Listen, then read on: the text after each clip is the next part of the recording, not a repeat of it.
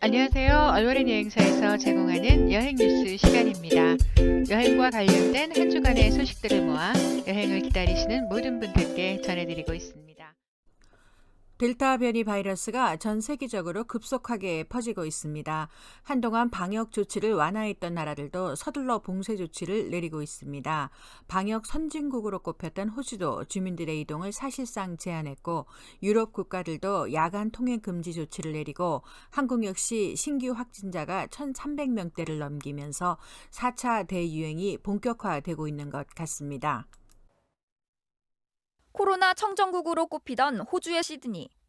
상점들은 모두 문을 닫았고 텅 빈 거리에선 사람의 흔적을 찾기 어렵습니다. 간간히 자동차 한두 대가 도로를 지나갈 뿐입니다. 주차장에는 코로나19 검사소가 설치됐습니다. 검사소를 찾은 사람들은 차량에 탑승한 채로 줄지어 진단검사를 받고 있습니다. 호주 뉴사우스웨일스주의 하루 신규 확진자가 올해 최고치인 50명을 기록하면서 강력한 봉쇄 조치가 내려졌습니다. 실외 3명 이상의 모임 금지, 하루 한 번 생필품 구매 목적의 외출만 허용됩니다. We need everyone to stay hunkered down this weekend, stay within your household, and if anyone in your household has the most minimal of symptoms, get tested. 어제 하루 7,000명의 신규 확진자가 나온 네덜란드. 백신 접종률이 높아지면서 지난 4월 이후 레스토랑, 클럽 등이 다시 문을 열었지만 최근 2주 동안 확진자가 폭증했습니다. 네덜란드 정부는 술집 영업을 자정으로 제한하고 나이트클럽에는 한 달 동안 집합 제한 명령을 내렸습니다. 스페인도 델타 변이 유입으로 젊은 층을 중심으로 확진자가 폭증하고 있습니다. 바르셀로나가 있는 스페인 카탈루냐주에선 일주일 만에 확진자가 2배로 늘어 어제 하루 확진자 수는 10,000명을 넘어섰습니다. 스페인 전체로는 어제 하루 확진자가 2만 1,000명을 넘어서면서 다른 주들도 먼저 중앙정부의 통행 금지 조치 시행을 요구하고 있는 상황입니다. 포르투갈도 야간 통금을 유지하면서 확진자가 많은 지역 60곳은 온라인 근무를 의무화하기로 했고, 태국에서도 심야 통금과 함께 지역 간 이동이 금지됐습니다. 저스틴 트루도 총리는 캐나다가 예방접종을 하지 않은 여행자들에게 국경을 다시 열려면 꽤 오랜 시간이 걸릴 것이라며 목요일 BC주에서 열린 브리핑에서 기자들에게 말했습니다.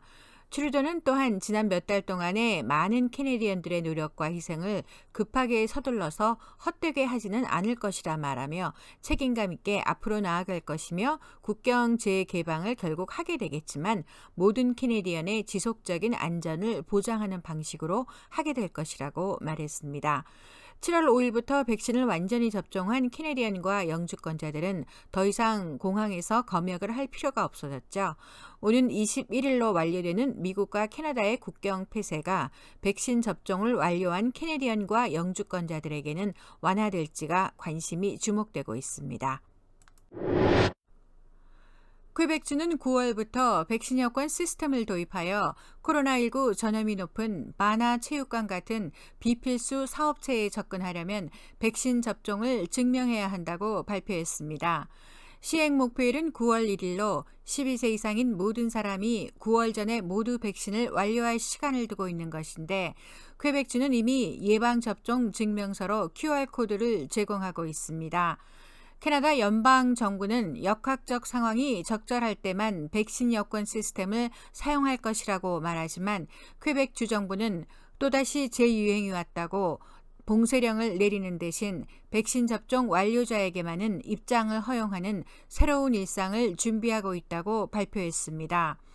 아직도 많은 사람들이 개인정보 노출을 우려해 찬반이 많은 건 사실이지만 백신 여권이 궁극적으로 사회 전반적인 경계와 교육 및 보건 등의 네트워크에 도움이 되기 때문에 체육관, 레스토랑, 바와 같이 고위험 장소에 이를 사용하게 되며 축제와 스포츠 행사와 같이 많은 군중이 모이는 곳에서 백신 접종자를 구별해야 하기 때문이라고 밝히고 있습니다. 한국 정부가 수도권에서 야간 통행 금지에 준하는 최후의 방역 카드를 꺼내자 자가격리 면제 허가로 한국을 방문하는 북미 지역 한인들의 우려가 커지고 있다고 합니다. 격리 면제가 시행된 지 열흘 만에 캐나다, 미국 등 해외에서 격리 면제를 받고 한국에 입국한 한인은 5,000명에 달한다고 하는데 하루 1,000명씩은 인천공항을 통해서 한국을 방문한다고 봐도 좋을 듯합니다. 제외 국민들은 출국 전 72시간 전에 PCR 음성 판정서가 필요하며 도착 후 공항에서 재검사가 실시되고 6일 이내에 다시 델타 변이 바이러스 확산 우려를 두고 검사받게 됩니다.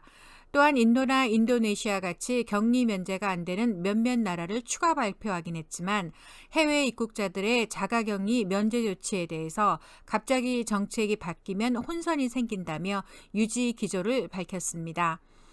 한편 토론토 총영사관은 지난 8일까지 접수된 한인들의 격리 면제 신청이 대부분 이메일로 접수되고 있으며 현재 400여 건이 넘은 것으로 알려져 있습니다.